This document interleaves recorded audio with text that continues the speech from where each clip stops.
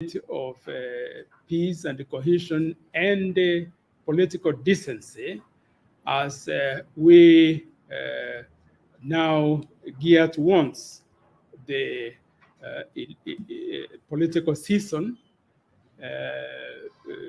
where we have seen already increased activities related to elections. As you all know, elections in Kenya are known to bring heightened tensions. In fact, as the road towards elections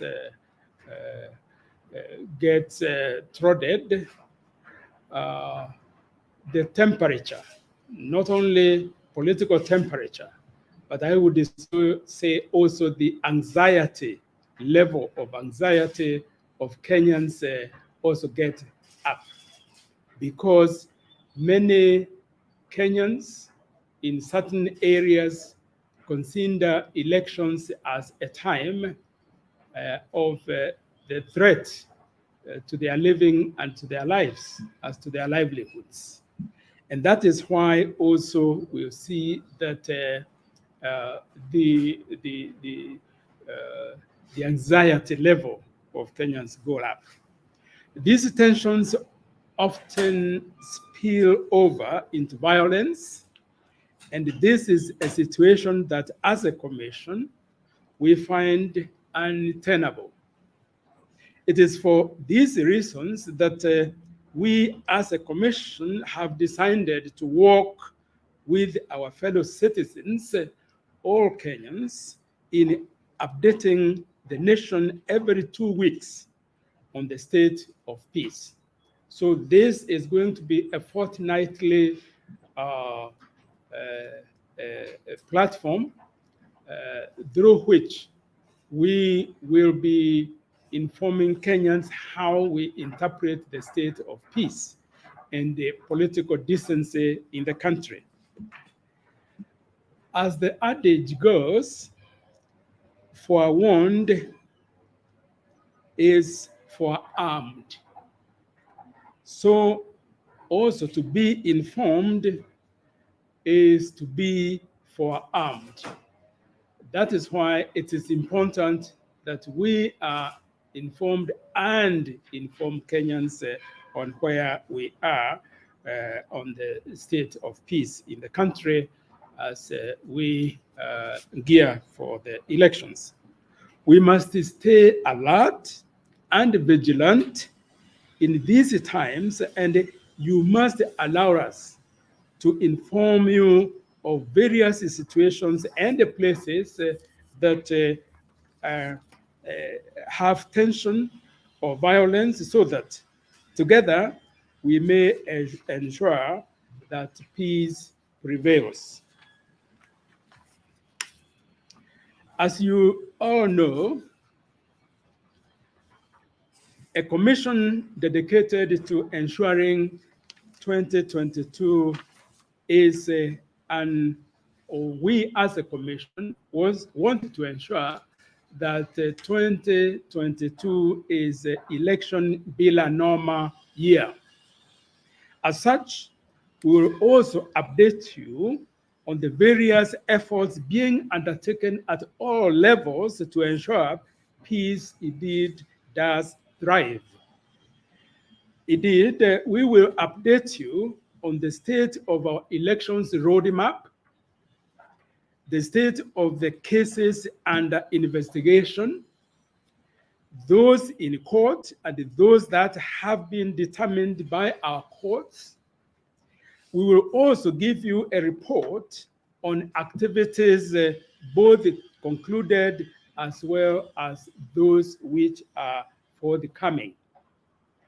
And finally, we will also update you on the status of various peace dialogues happening in places where ethnic violence has been reported, so that you, the public, and the state are aware on what various communities have agreed on and so that we can collectively hold them to account. These briefings will happen, as I have already indicated, 2 weeks starting from today. So during the month, we'll have 2 media briefings like we are having today. We hope that the media will partner with us to ensure the nation is informed and alert about keeping the peace, and that should happen no matter what, because what we wanted to do, and this is what we are inviting you to partner with us to ensure that no matter what, there will be peace in the country during this electoral process. Now, with those introductory remarks, I would like now to call on Commissioner Abdulaziz Farah.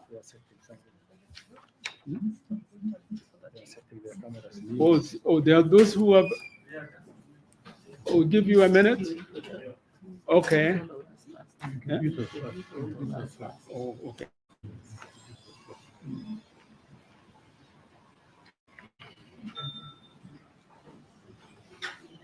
Yes, I think. Yeah. Yes, yes, I'll come back. Oh, okay.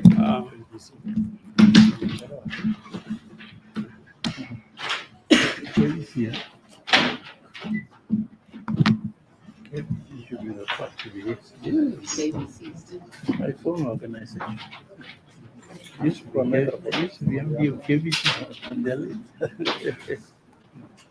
Okay, are you now ready?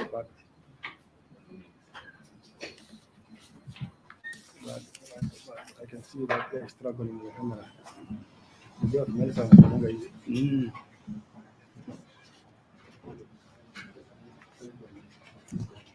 Mko tayari sasa eh? Tuendelee? Bando. I can see the struggle.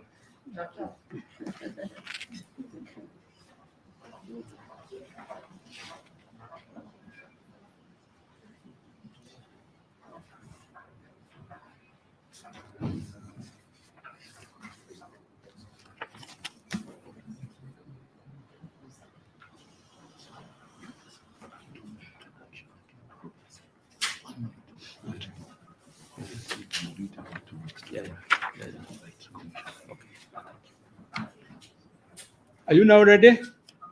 Okay, okay. Just to bring you up speed, what I had said is that today we are launching our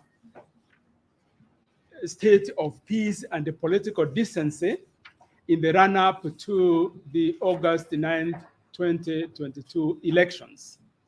And that we will, from today, have this media briefing every 2 weeks, so that through the media who will be here, as well as other media platforms, will be able to share with the Kenyans how, as NCIC, we read the situation and how the preparedness and particularly the state of peace is understood as we move on to the elections that will be here in 6 months. With that now, I wanted to introduce the commissioners who are with me and who will also be sharing in making these briefings to you. On my left here is Commissioner Abdulaziz Farah, and then who is a Mheshimiwa, he used to be a member of parliament before, and then Honorable Engineer Philip Okundi, who also was a member of parliament, and Honorable Dorcas Kedogo, who also was a member of parliament. With us also is our CEO, Dr. Skita Bowa. And we will therefore now call on Commissioner Abdulaziz Farah, who is going to take you through the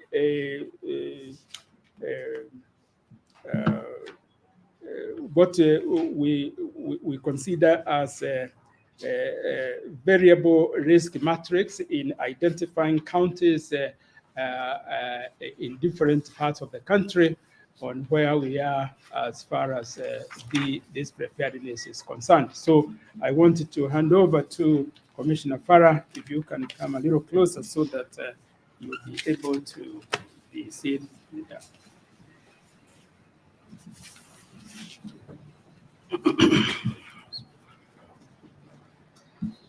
Thank you very much, Chairman, and thank you very much, members of the Fourth Estate.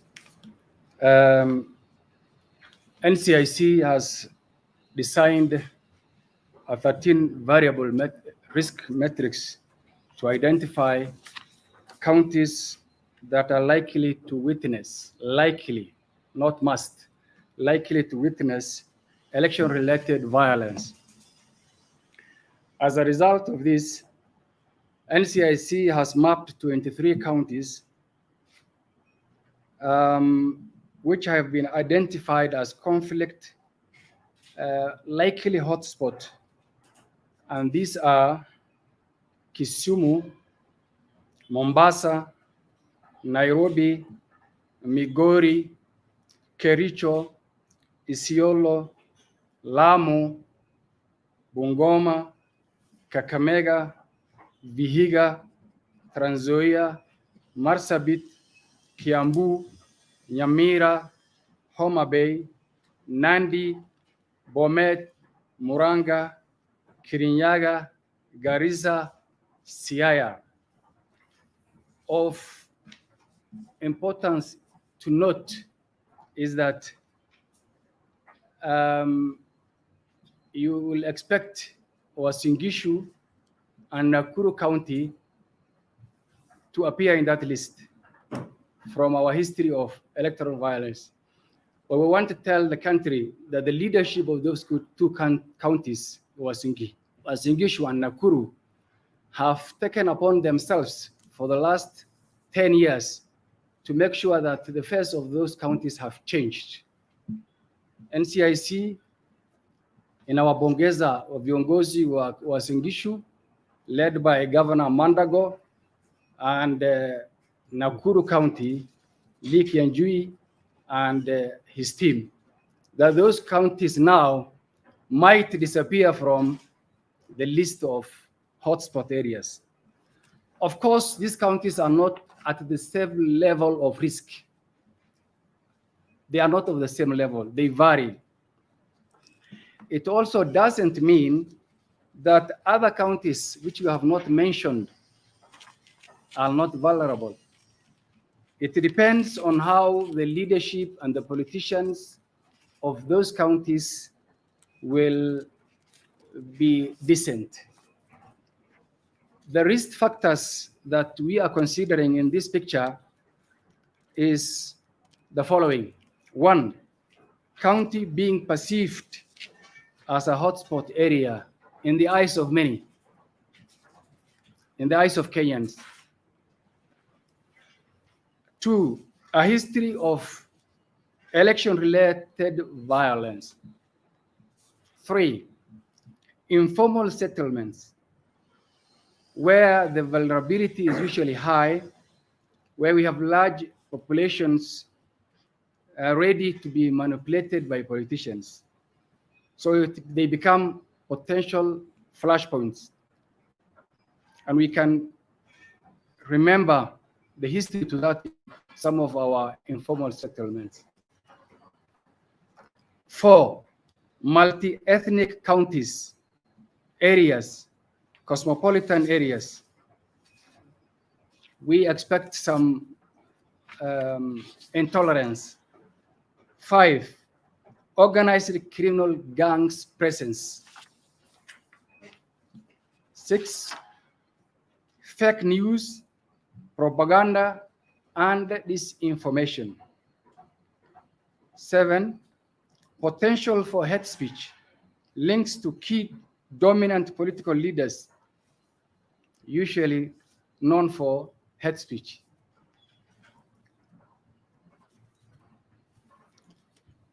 8, high security threats areas.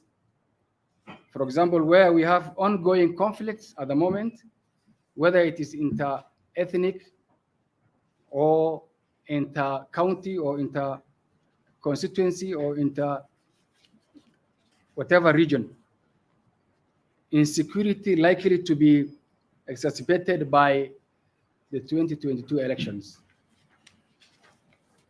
9, cross-border areas with divergent political affiliations. Counties that political affiliations. Contestation during party primaries, nominations. Potential to spill over to other areas. Low trust in judiciary or court processes where they exist, and etc. So ladies and gentlemen, that is what we have mapped as risk matrix. Thank you very much. Can I call upon Mheshimiwa Dorcas to continue from there?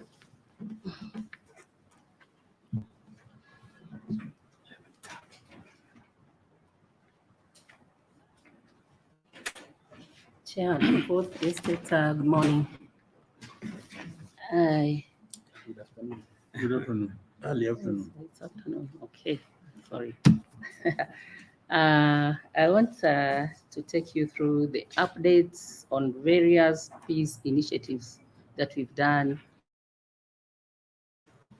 The Commission is currently undertaking several peace initiatives to address some of these issues, in collaboration with the members of the Uwiano Secretariat.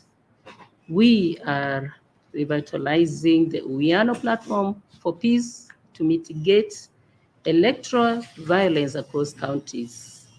A strategy for the period 2022 to 2023 has already been launched. 2, currently undertaking countrywide conflict hotspot mapping to identify areas that are likely to witness election-related violence, and that one you've already been told the countries, the counties. And in addition, the mapping will ascertain factors that are likely to trigger violence, and even put forward recommendations that can prevent and mitigate violence. The Commission has also planned to implement targeted peace-building campaigns in all the former 8 regions, the ones we called provinces. The campaigns will target local peace structures, youth, women, and the ordinary citizens. Various platforms and approaches will be used, such as town hall meetings, barazas, sports, especially for the youth, arts, the youth, and even educate and dialogue and mediation forums. All those will be used. Plans are underway to hold a national symposium for elders from all ethnic groups. Already, we have done the Boda Boda. We have had some symposium with Boda Bodas. We have also had symposium with religious leaders. So we are doing that from the region forum. Will also be conducted to ensure that the elders add their voice in calling for peaceful elections. The ones that we are targeting right now, the forthcoming, the Council of Elders, Youth, which will we shall have intergenerational dialogue, end of this February. Then we also anticipate to call the politicians, have one with the symposium with the politicians, especially the political party leadership.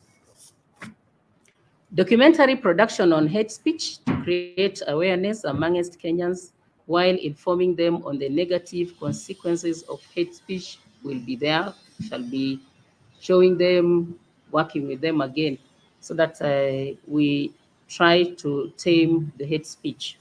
Commission currently is monitoring different rallies depending on availability of resources. So where there are those rallies for Tanga Tanga and then for Kieleweke, where for Azimio right now, we are sending our teams to go and try and tame the hate speech. Thank you. Engineer.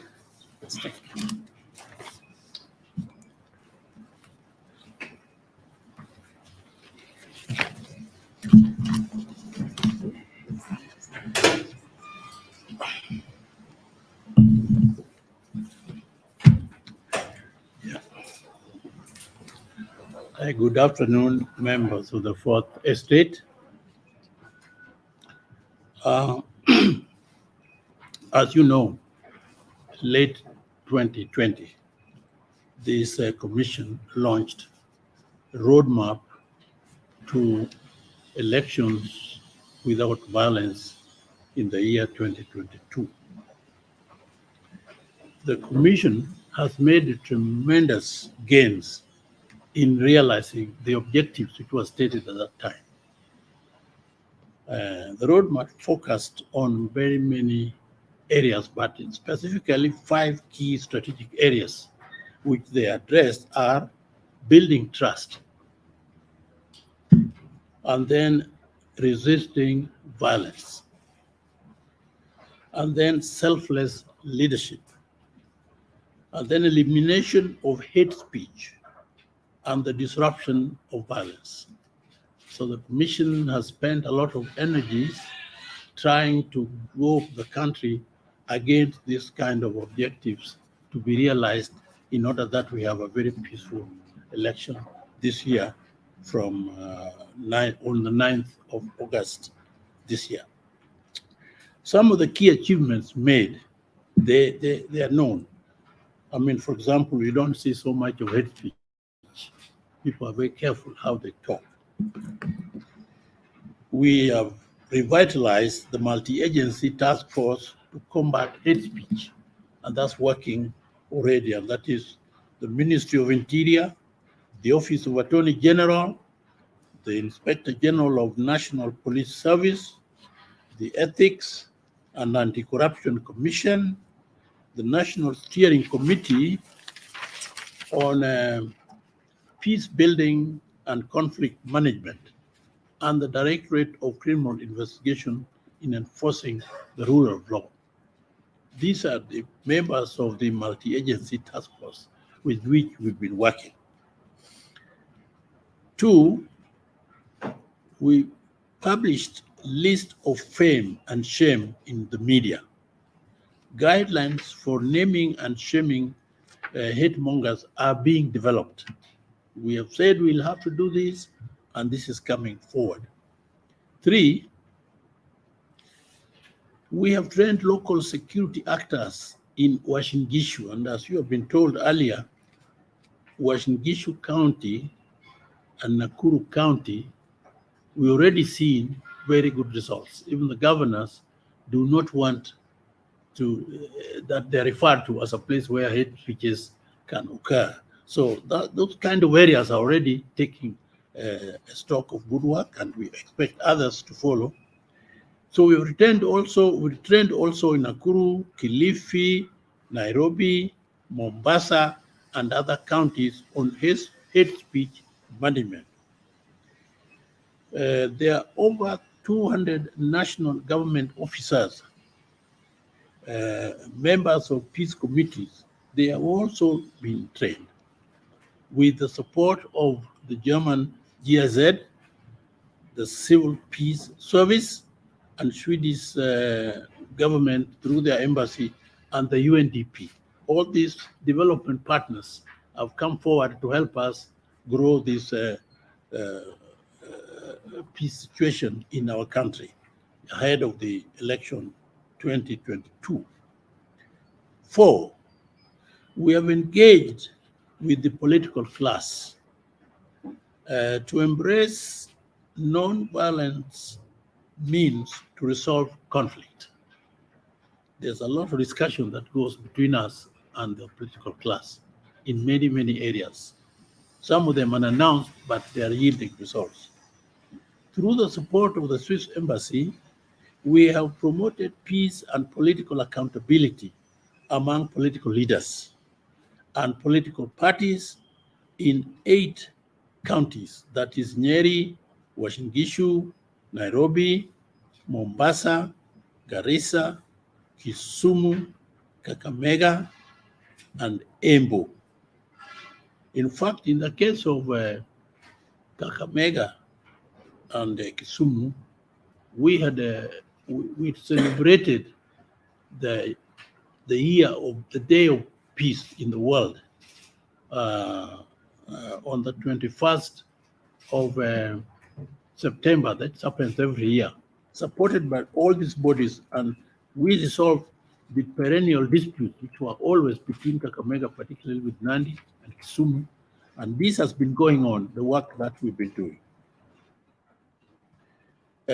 We reached out to quite a number of counties, which I can't mention anymore because we're mentioning all the time. We reached also 662 persons, among these 300 being aspiring political leaders, those who are going to be looking for posts in the next coming general elections. We reached out to them and trained them on these areas of doing things, ask for leadership in a peaceful manner. All the 662 persons signed and committed to the Peace and Accountability Charter, which we have mentioned and publicly talked about it with them when everybody is seeing. 5, plans are underway to conduct a forum with high-level leaders and presidential aspirants to commit to the peace accountability charter, which has been signed and checked legally. And once you commit yourself to it, we know very well that it can be enforceable by legal means. In addition, the intervention will be rolled out right across the 47 counties. So all the seats that will be contested will require some kind of commitment behind this arrangement. 6, we have strengthened dialogue, and we need to strengthen it further, and mediation mechanisms to counter electoral conflicts. In collaboration with our partners, we are preparing a list of eminent Kenyan personalities to constitute a mediation team to mediate political conflicts. Ladies and gentlemen, you may see here that we're really building on this kind of thing. The whole idea is that we as a commission, we are determined to see that something is done well before we have the election on the 9th of August this year in the way of mitigating peace situations. 7, we are training of representatives of local peace structures, such as peace committees, council of elders, on alternative dispute resolution, this is ADR, to assist in the resolution of local level conflicts. So far, over 100 actors have been trained in Njoro, Molo, Nandi, Kakamega, Kisumu, and Kericho, with the support of the German aid agency GIZ on peace and civil peace service. 8, we have conducted now we conducted 9 community dialogue forums and peace processes in a number of these areas, which I must read because you've been hearing this a lot. Baringo East Peace and Security Meeting. We have had the same dialogues. Garesh and Morule Community Peace Process. Tugen and Pokot Leaders Meeting. The Samburu North Peace Process. The Banisa and Takaba Sub-Counties Peace Dialogue Forum. The Malkamari Peace Process. The Samburu County Peace Process, Upper Baragoi Peace Dialogue Forums, the Marakwet East Sub-County Peace Process, and Tiati Peace Process, amongst others. Number 9, we are strengthening the NCIC social media monitoring unit through technical expertise and acquisition of the software. Trained journalists, that's 10, number 10. We trained journalists and bloggers from various counties on hate speech and ethnic contempt and peaceful elections. 11, 32 counties, ethnic and diverse units were conducted and validated. The exercise targeted employment organs in the county government, which include the Office of the Governor, the County Public Service Board, the County Assembly Service Board, and on number 12, hate speech management on social media public spaces. And our last on this roadmap, because roadmap really contains everything we are dealing with. The Commission is continuously monitoring the hate speech incidences on both public and social media platforms throughout the country. We have even been empowered technically to try and record things that people may not realize we've seen. Thank you. Come on. It's okay. No, use it here. Yeah, come on.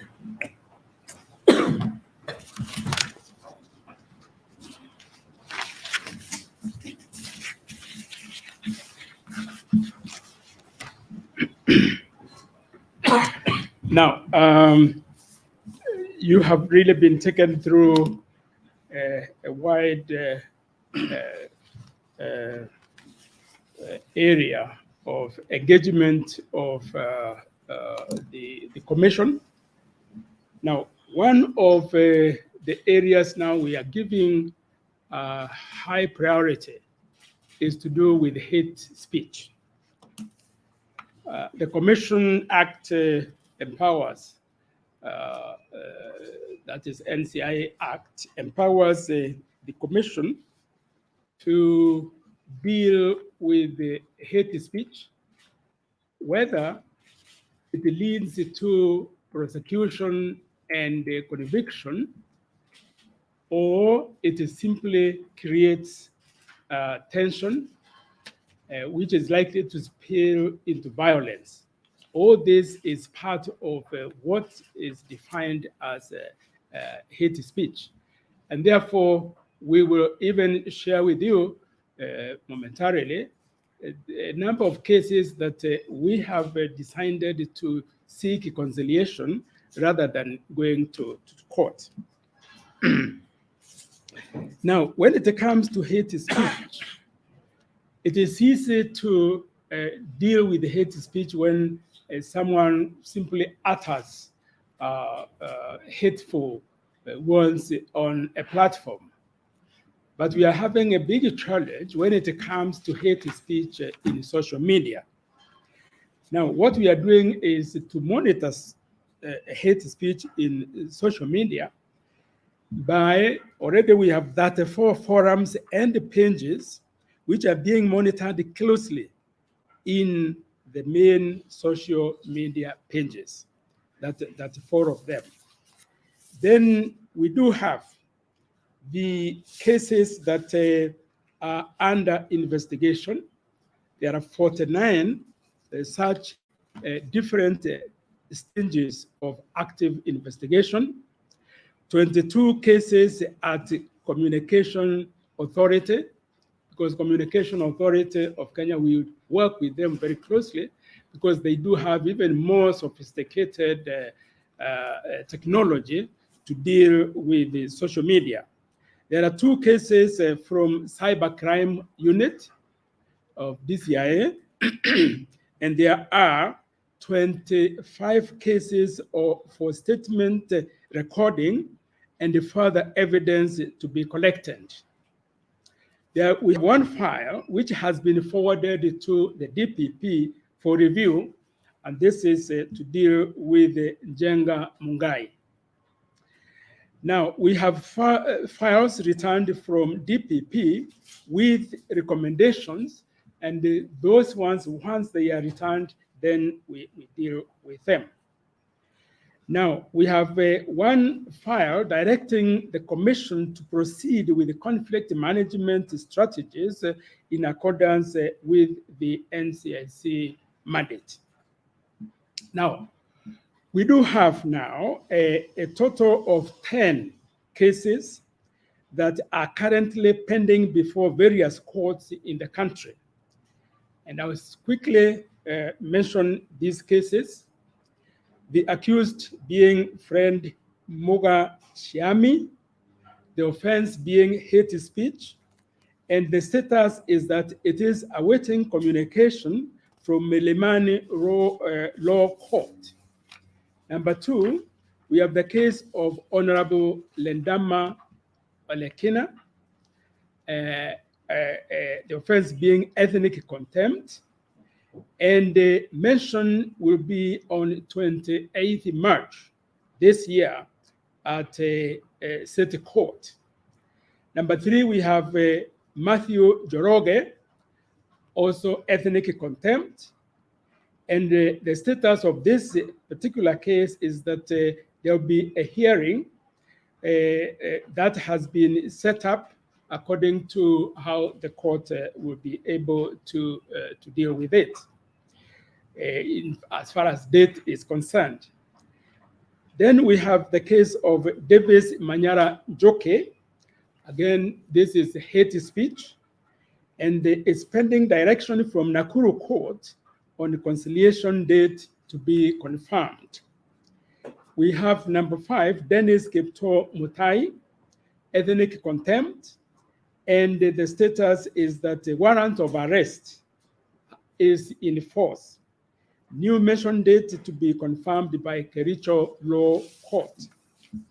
We have the case of Honorable Johanna Ngeno, also ethnic contempt, and the next hearing to be communicated by Nakuru Court. We have number 7, Honorable Joseph Samao Lomwa, ethnic contempt, and the hearing has been set for 21st February this year at Isiolo Court. Number 8, we have Honorable Samson Sharagai, ethnic contempt, and the case is at the Milimani Law Court, and the next hearing is set for 22nd and 23rd June this year. Number 9, we have Chandra Kipto Sigei, ethnic contempt, and the pending direction from Nakuru Court on the conciliation date to be confirmed. Then we do have the 10th case of Caleb Ombiro, ethnic contempt, and the next hearing has been set for April 5th, 2022. These are the cases that are active, I would say, and we have given the status of each of them to show that we are actively pursuing these cases. Now, as we have said, it's not every case that we would consider heading in court. And therefore, we have conciliation, which is provided for in the NCIC mandate. And we have the case of conciliation, which is going to be concluded for His Excellency Governor Amason Kinge of Kilifi, the case of Her Excellency Governor Charity Gilu of Kitui, the case of Mr. Davis Manyara, the case of Mr. Matthew Joroge, and Aprose Lasoy. Now, then we have now those cases where we have summoned the offenders. And we have 8 of them. Honorable Mithika Lintore, who is a senator of Meru, Honorable Aaron Cheruyot. We have Honorable Jamatia Saragon. We have Mr. Abubakar Amana. We have Mrs. Annie Kehara. We have Honorable Richard Onyonka to appear next week. We have Mr. Abdi Mohammed to appear next week. We have summoned Honorable Kareke Bioki, who will appear again on the 1st of March. And we have 2 cases where those who have been summoned have failed to appear. And this is Honorable Gladys Wanga and the Senator Cleophas Malala.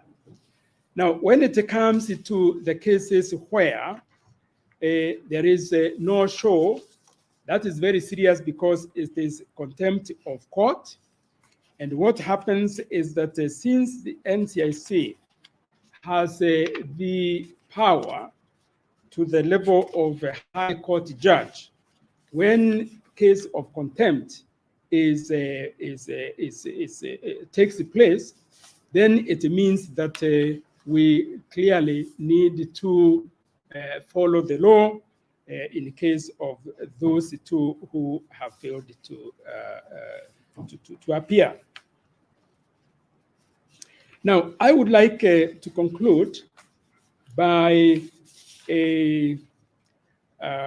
raising what I would call a red flag and warn our politicians and the public in general on a number of areas. And I would like to say that when it comes to what we are calling a red flag, what it means is that we will definitely keep these cases very closely monitored and take action. Now, these include those areas that we see need to be observed closely because they constitute risk factors as far as elections is concerned. And these include 1, ethnic balkanization and the zoning of the country by politicians. And here we want to say that we have reiterated that no Kenyan should be barred from going anywhere in the Republic to advance their political interests. The Constitution of Kenya is what defines where a Kenyan can go or not go. And the Constitution is very clear. Kenyans are free to go anywhere, to live anywhere in the country, and to do business anywhere in the country, as well as to pursue their political interests. So those cases that we have seen politicians warning and saying this is a no-go zone area, there is no such thing as no-go zone area for any politicians in the country. Number 2, increased inflammatory attacks and hate speech by prominent political leaders. This is another risk factor which we are monitoring very closely. Number 3 is misuse of social media platforms to perpetuate ethnic hate speech, and incitement to violence. Since January 2022, hate speech on social media has gone up by 20%. And this is where I mentioned, because now we have seen that politicians have migrated. Not only politicians, but also there are others who now have gone to social media platforms. But we are pursuing them there, and especially because, as we say, that area has increased by 20%. Then there is the fourth, the increased level of incitements on ethnic lines. Number 5 is demonstrations, hooliganism by followers of different political groups with the potential for political violence. Number 6 is the reemergence of intercommunal conflicts that may lead to internal displacements in places such as Marsabit, Baringo, Elgeyo Marakwet, Turkana, Isiolo, Baringo, etc. I mentioned Baringo twice. Then the 7th is the reawakening of organized criminal gangs and goons who may be used for intimidation, criminal activities, as robbery and ethnic violence. Particularly this increase of organized criminal gangs is a very dangerous development, because we have seen in history countries where cases started as a small organized criminal gangs, but have gone on to develop and even become a part of what has become alternative army in countries like Brazil or Mexico. So this is something we don't want it to happen in this country at all. Number 8, criminalization of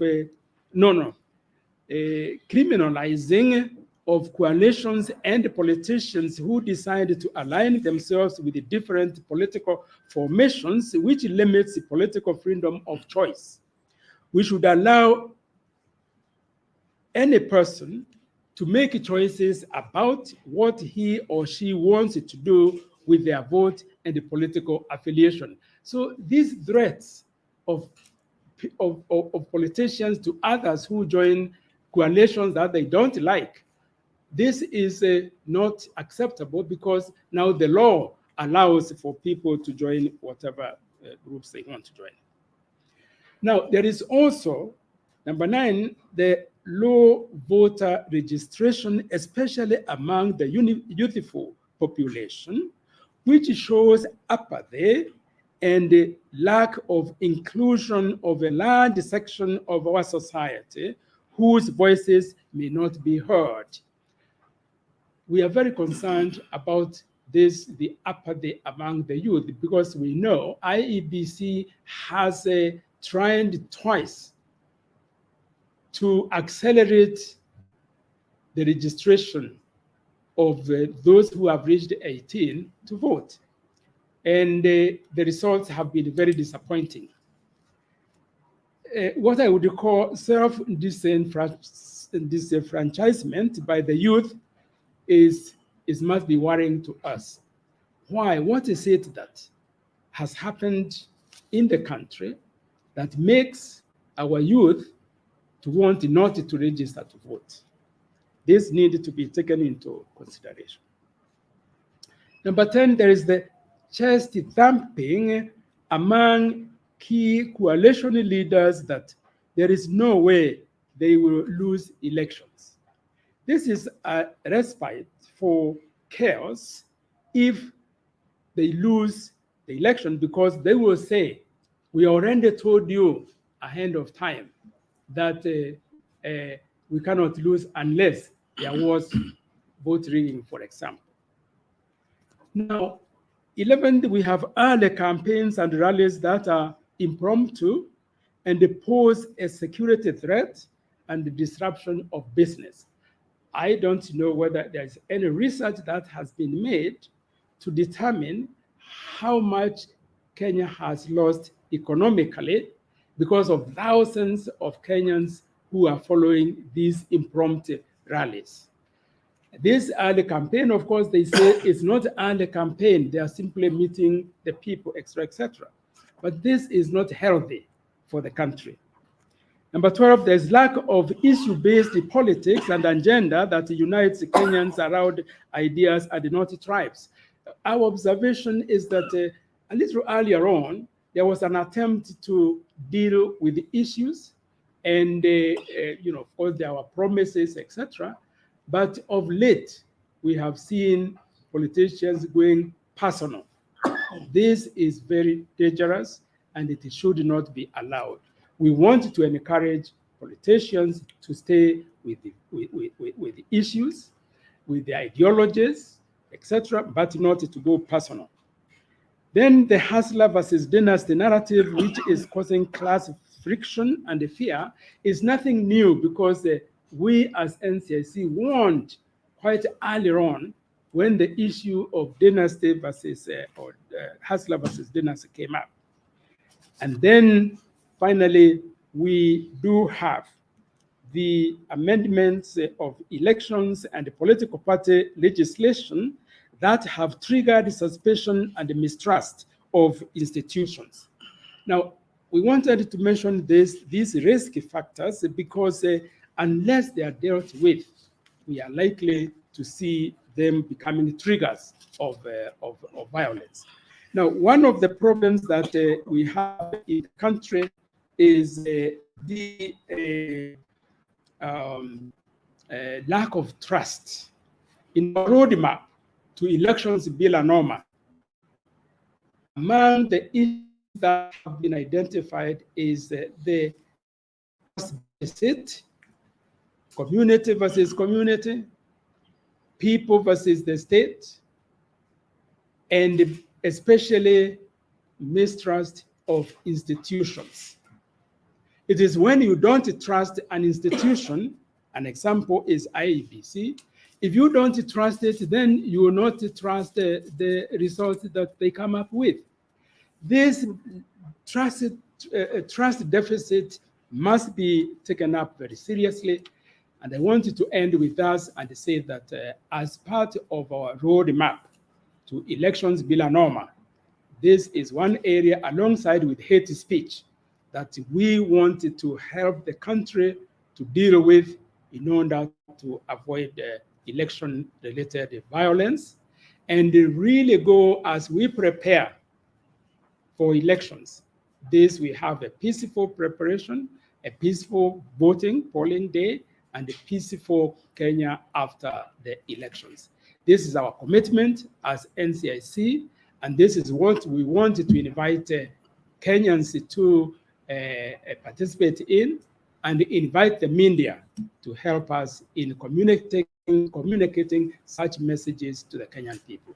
Thank you very much for listening to us, and we want to welcome one or two questions. Otherwise, this is the launch that we have done for the state of peace and the political decency in the run-up to August 9, 2022 elections. Thank you very much for listening to us.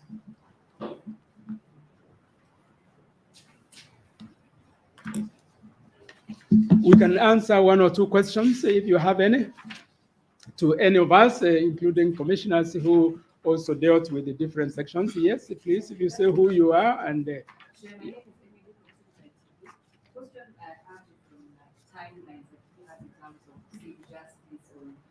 people, you talk about others who some more than they pay to show up. And you say the law will take its course. So some people will look at it like, how long will it take for this people to be summoned? So if it's not that serious, then maybe others will continue. So timelines in terms of. Yes, thank you for raising that question. It's a very important question, and we have been very concerned about it. As far as we are concerned, the summons that we issue, we do them very, very fast, but we are also required to do some investigation, especially to deal with the witnesses, particularly eyewitnesses.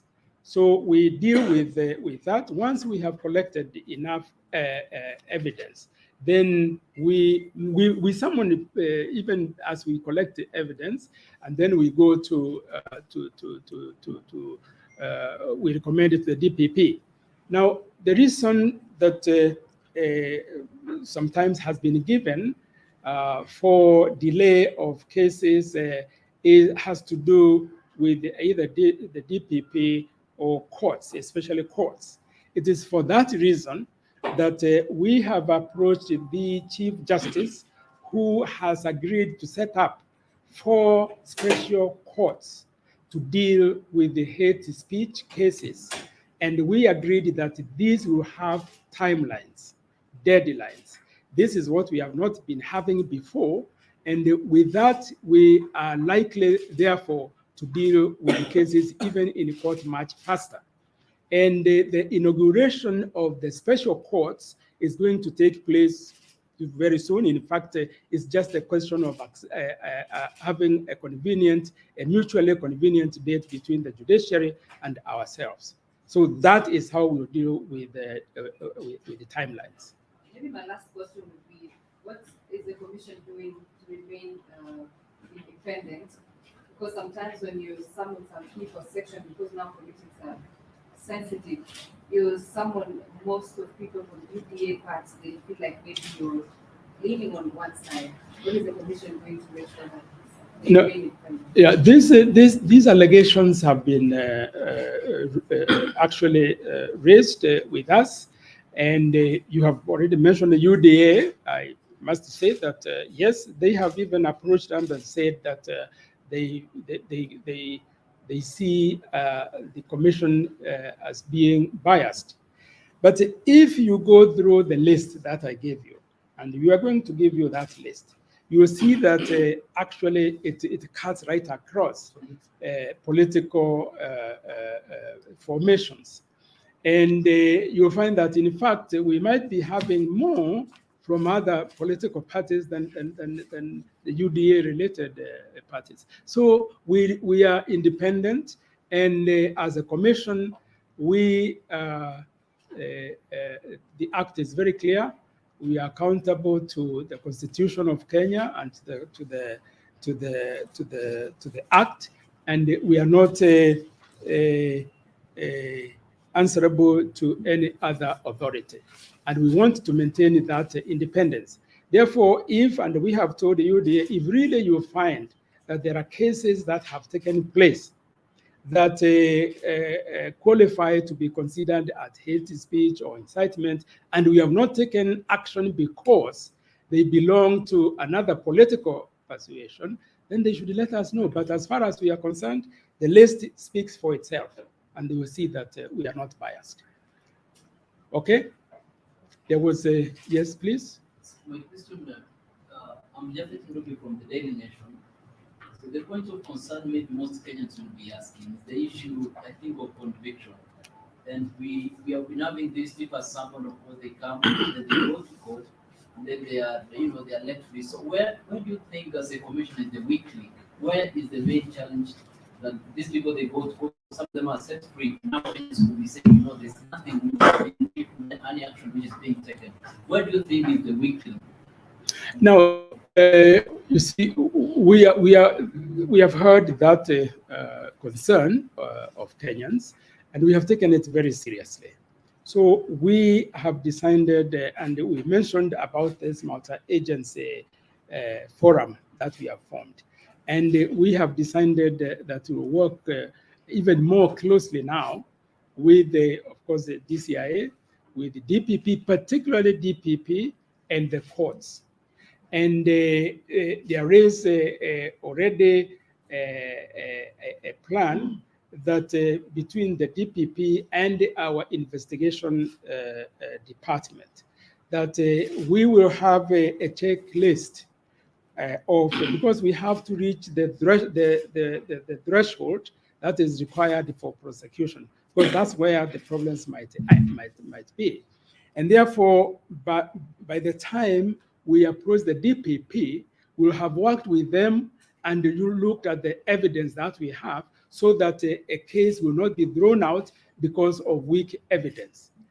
Then, as I have said, with the judiciary, we have also, and the courts that are going to be set up will be for those that the Chief Justice is satisfied herself that these are competent judges to deal with the nature of cases that we are going to have. And I think with this, if there are any weak links, that's where we'll have to deal with. But I have said before, and all of us and the commissioners also, that we are sometimes blamed as NCIC, and we are called toothless dog, etc. But actually, when you look at the shared responsibilities that we have, as NCIC, we do our part. Once the case has gone to the DPP and goes to court, it's no longer NCIC. And this is one matter, one area that Kenyans sometimes don't seem to perceive correctly, and they lay the blame only to the commission. But we don't want to apportion blame, really. What we want to do is, how can we work together with the other state agencies and serve Kenyans in a way that they will actually see that we have done our best to deal with these cases. And that is why even the training that DPP has said we will have, and working together with the judiciary, we believe that we will overcome some of the problems that we have had. And in this way, we will not have pending cases for years. In fact, what we have said is that cases should be dealt with between 6 months to a year at the most. This is what we are recommending. Of course, it will be up to the courts to make the final determination on this. Thank you very much. I think with that, we thank you for coming. And as I have said, every 2 weeks, we'll be having this media briefing, and you are welcome to always come and be with us. Thank you very much.